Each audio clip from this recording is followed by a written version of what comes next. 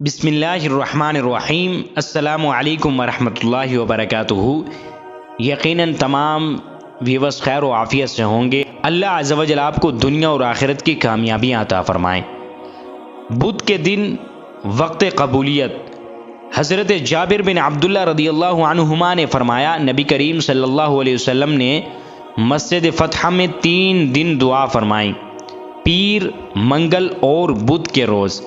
تو بدھ کے دن ظہر اور عصر کے درمیان آپ کی دعا قبول ہوئی اور آپ کے چہرے مبارک پر خوشی کے آثار ظاہر ہوئے۔ حضرت جابر رضی اللہ عنہ نے فرمایا، مجھے جب بھی اہم اور دشوار معاملہ پیش آئے، میں اسی وقت ظہر اور عصر کے درمیان کا قصد کر کے دعا کرتا ہوں تو میری دعا قبول ہو جاتی ہے۔ اس حدیث مبارکہ میں قبولیت کے اوقات میں سے ایک وقت کا بیان کیا ہے کہ بدھ کے دن ظہر اور عصر کے درمیان دعا قبول ہوتی ہے، بشرطے کہ آداب دعا کو ملحوظ رکھا جائے۔ اللہ عز و جل ہمیں ان احادیث پر صحیح معنوں میں عمل کرنے کی توفیق عطا فرمائے۔